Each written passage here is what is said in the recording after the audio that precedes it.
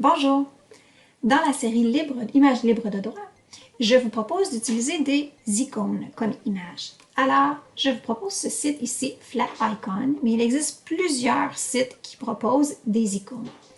Quand vous arrivez sur le site, on vous demande ici à droite de vous connecter avec votre compte Google. Donc, je me connecte. Ça va vous permettre de télécharger les images. Alors, vous inscrivez ici dans la barre de recherche, vous inscrivez en anglais ce que vous cherchez. Alors, par exemple, si je cherche un masque, je vais écrire masque.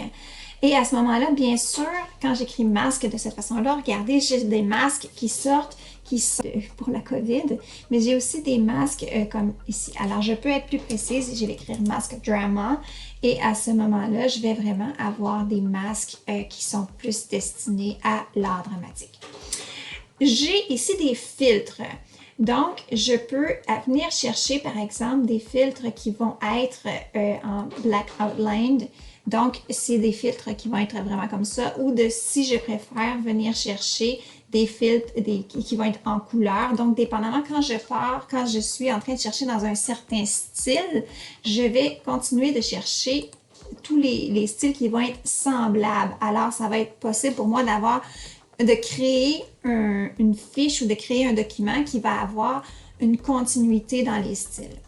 Quand je choisis un élément, disons que je veux choisir celui-ci, la plupart du temps, j'ai des choix aussi directement ici pour les modifier. Donc, directement ici. Je peux aussi éditer mon icône directement ici. Donc, quand je vais dans éditer, je pourrais choisir de lui donner une nouvelle couleur directement ici. Alors, je peux le télécharger ensuite dans cette nouvelle couleur-là. Donc, si vous voulez l'éditer dans votre document, vous avez un document qui est dans cette teinte de vert-là. Vous pouvez aussi le changer avec son numéro ici, son X. Donc, c'est possible pour vous de le changer. Vous pourriez mettre une forme autour, etc. Donc, vous pouvez vraiment le modifier directement ici. Ensuite de ça, vous venez le downloader en PNG, ce qui fait que là, je lui ai mis une forme derrière, mais sinon, si je ne lui mets pas de forme, si je le download en PNG, c'est qu'il va vraiment être transparent, il n'y aura pas de background. Alors, je le download en 250 ou en 512 pour avoir une bonne définition et il va se télécharger directement sur mon ordinateur. À ce moment-là, je peux soit simplement le copier ou je l'enregistre directement dans mon ordinateur et je peux toujours le réutiliser.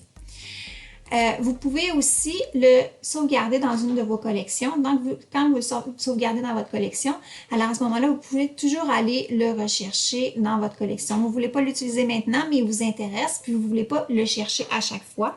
Donc, vous le sauvegardez dans votre collection. Alors voilà pour ce qui est des icônes.